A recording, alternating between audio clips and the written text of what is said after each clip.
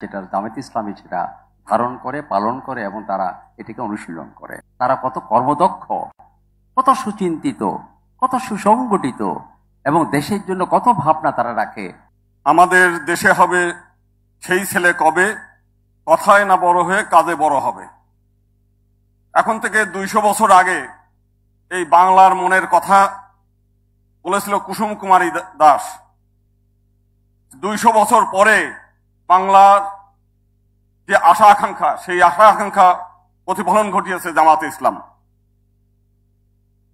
যে কাজ অন্যরা কেউ করে নাই, সেই কাজ আজকে জামাত ইসলামী করেছে। আজকে শহীদের যে স্মৃতি, সেই স্মৃতির বই রচনা করা উচিত ছিল সরকারের, অন্য বড় দলের। তাদের পাশে দাঁড়ানোর কথা ছিল অন্যান্যদের, কিন্তু সেই কাজটা তারা করে নাই। শুধু তাই না, বাংলাদেশে যদি অসাম্প্রদায়িকতার নামে, সেকুলারিজমের নামে বহু ভণ্ডামি দেখেছি, কিন্তু বাস্তবতা হচ্ছে জামাত ইসলাম যে কার্যক্রম করেছে তার কাজ প্রমাণ করে যে একমাত্র বাংলাদেশ জামাত ইসলামী বাংলাদেশের একমাত্র অসাম্প্রদায়িক দল, সেটা তারা প্রমাণ করেছে। শুধু আজকে না, অতীতে আমরা দেখেছি বাংলাদেশের উত্তরবঙ্গে হিন্দু তীর্থযাত্রীরা জলে ডুবে মারা গেছে। তাদেরকে আমরা জানার আগেই তারা তাদেরকে সাহায্যের হাত বাড়িয়ে দিয়েছে, তাদেরকে সেই ব্যবস্থা করেছে। আজকে আমাদের এই দেশে রাজনীতির কথা শুনলে মানুষের মধ্যে এই করে যে রাজনীতি করেন না। বাংলাদেশের মানুষ সেবক চায় এবং জামাত ইসলামী জনগণের সেবক হিসেবে সেই কাজগুলো করছে। প্রচলিত ধারা যে রাজনীতি, সেই রাজনীতি মানুষ এখন চায় না। এখন মানুষ উদ্গ্রীব হয়ে আছে যে এই দেশ সব সংগঠনকে দেখেছে, এই দেশের আলেম ওলেমাদের দ্বারা, ধার্মিক লোকদের দ্বারা এই দেশ একবার দেশ পরিচালনা হোক, সেইটা চায়। এবং আমরা চাই যে আগামী দিনে জামাত ইসলামের নেতৃত্বে এই দেশ পরিচালিত হবে। রাজনৈতিক ক্ষমতা না, তারা দেশের সেবা করে ইতিমধ্যে প্রমাণ করেছে যে দেশের জনগণের আমরা সেবা করতে চাই এবং সেবা করে। ক্ষমতা তাদের কাছে বড় চাওয়া না, সেটা অলরেডি জামাত ইসলাম প্রমাণ করে দিয়েছে। এবং এই দেশ, স্বামী প্রণবানন্দ বলছে যে এটা হচ্ছে নীতি, আদর্শ এবং ধর্ম আধ্যাত্মিকতার দেশ। আমরা চাই এই দেশ ধার্মিক লোকদের দ্বারা পরিচালিত হোক, এই দেশ আধ্যাত্মিক লোকদের দ্বারা পরিচালিত হোক, তাহলে এই দেশ সৎ এবং আদর্শ মানুষ গড়ে উঠবে। আমরা জামাত ইসলামের আগে 2 জন মন্ত্রীকে দেখেছি যে তাদের বিরুদ্ধে নানান অভিযোগ থাকতে পারে, কিন্তু তাদের বিরুদ্ধে দুর্নীতির অভিযোগ আসে নাই। আমি আজকে আসার পথে একজন বলছিল যে একজন চোর, সে চোরও চায় না যে তার রুমের মধ্যে আরো 2টা চোর থাক, অসৎ লোক থাক, কারণ তার চুরি করার জিনিস যেন চুরি না হয়ে যায়। তো সেই কারণে বাংলাদেশের প্রতিটি মানুষ চায় যে একটা সৎ আদর্শ এবং সৃষ্টিকর্তার আইন দ্বারা এই দেশ পরিচালিত হবে, সেটা চায় এবং আমরা সেই দিনের অপেক্ষায় আছি। ধন্যবাদ। আমরা একটা ঐতিহাসিক জাতীয় এবং আন্তর্জাতিকভাবে এমন একটি কাজ আমরা সম্পন্ন করতে যাচ্ছি। বাংলাদেশের রাজধানী ঢাকার বুকে জাতীয় প্রেস ক্লাবে, যেটি বাংলাদেশের মাটি ও মানুষের জন্য একদিন স্মরণীয় হয়ে থাকবে, করণীয় হয়ে থাকবে এবং গৌরবমণ্ডিত হয়ে থাকবে। আজকে বাংলাদেশ জামায়াতে ইসলামী তারা যেই পবিত্র কর্ম সম্পাদন করতে যাচ্ছে, আমি মনে করি এটা আমাদের শুধু জামায়াতে ইসলামীর জন্য নয়, বাংলাদেশে যত ধরনের মানুষ বসবাস করে, যত ধর্মের মানুষ বসবাস করে, যত সম্প্রদায়ের মানুষ বসবাস করে, বাংলাদেশের এই ভূখণ্ডে যেসব মানুষ তারা জন্মগ্রহণ করেছে এবং বসবাস করছে, সকলের জন্য আমার মনে হয় এটা স্মরণীয় হয়ে থাকবে।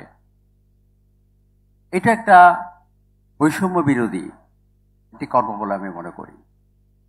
কারণ এখানে যে কথাটি বলা হয়েছে, আমি আজকে বিশেষ করে আজকে যিনি আমির জামায়াতে ইসলামের প্রধান, যিনি ডাক্তার শফিকুর রহমান, তাকে আমি চিনি, তাকে আমি জানি, তাকে গভীরভাবে আমি অনুধাবন করেছি।